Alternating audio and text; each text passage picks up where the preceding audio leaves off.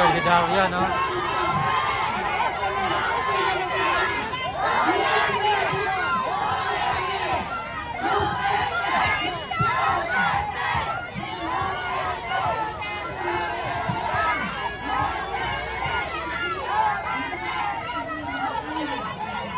Yan, natapatan ng mga kababayan.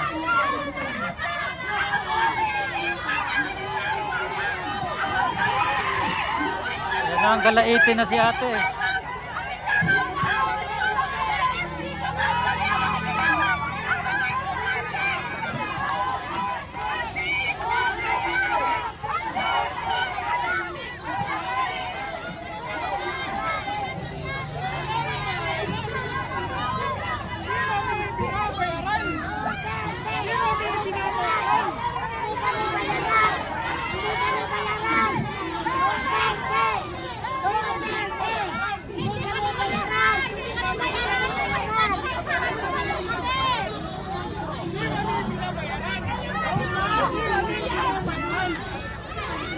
Binabayaran.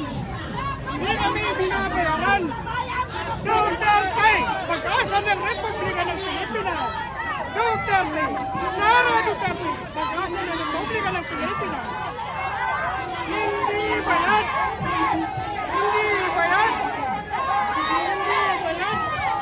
Hindi bayad.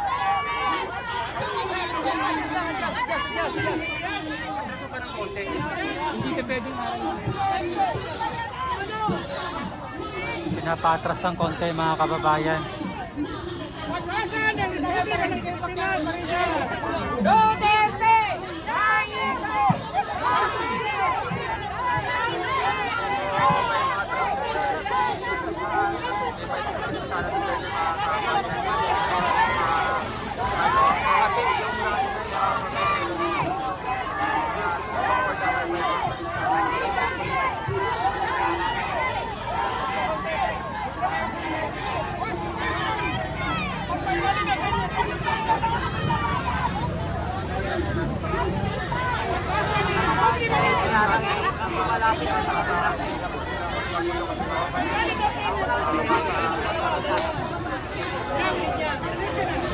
Nandiyan yung suprema, nandiyan yung katotohanan.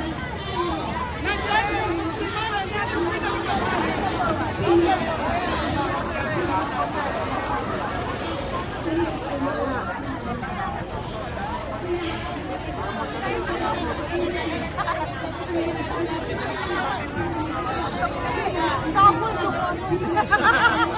Kanina wala kayo lahat dyan ah. Nandiyan na kayo lahat.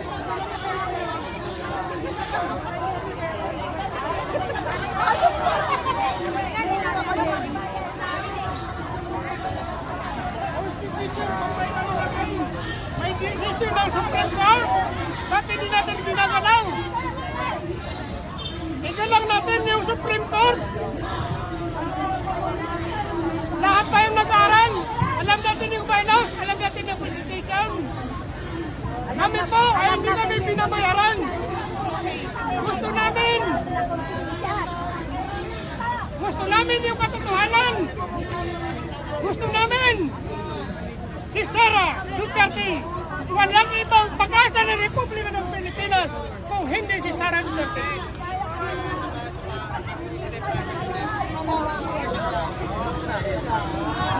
Wala na po yan. Nasa kotse na sila.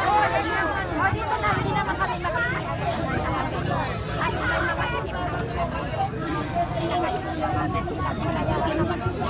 kung kasi wala kami bayan. Kaya inisip din kami ng sarili namin.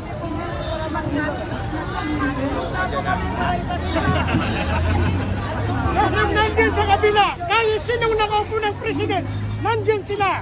Alam niya yun. Mga ralista yan. Kami hindi. Kami gusto namin yung katotohanan. Gusto namin yung Constitution sa Pilipinas. Nandiyan yung Supreme Court, ba't hindi ginagawa?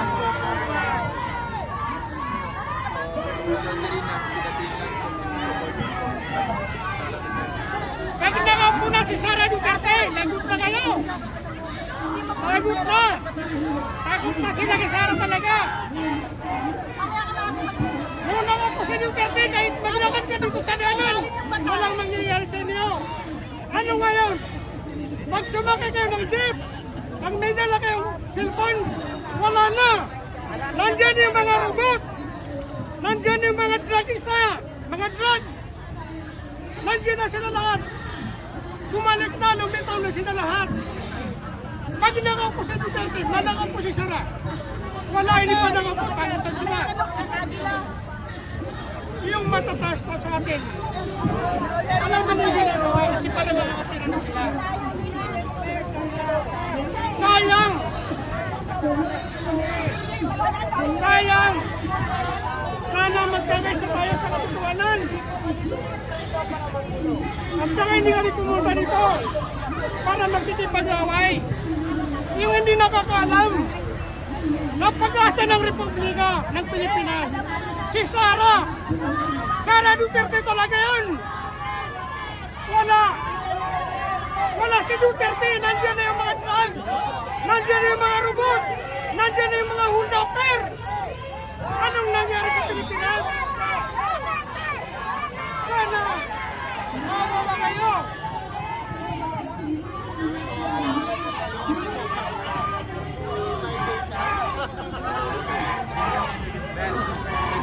Sa kabilang ano yan, sa kabilang pera lang yun. Sa kanila yan. Pag may tira, nandiyan na sila. Pag wala, hindi katulad sa Duterte talaga yun. Kahit saan, nandiyan na yung mga Duterte pumunta nyo. Kasi gusto namin yung kapayapaan. Gusto namin yung mga mawala yung mga drug. Gusto namin mawala yung mga kurakot. Nandiyan na sila. Tingnan yung mga congressman, mga senador, hindi lahat na senador. Yung apat na senador yata, mga kurakot yun. Gumagawa, may mga ambisyon pa, magiging president. Wala. Magtanong kayo kahit sa lusok ng Pilipinas, sa buong mundo. Sana kasi alam nila yun. Hindi kami nagigipon. Gusto namin balik talaga sa at saka gusto namin idalag yung constitution natin. Bakit hindi nila nag-expect pa ng Supreme Court?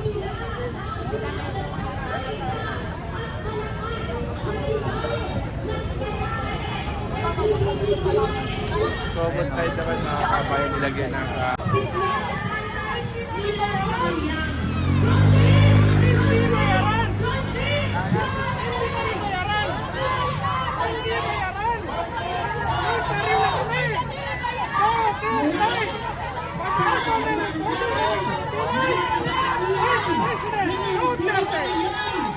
Pag-asa ng Republika ng Pilipinas,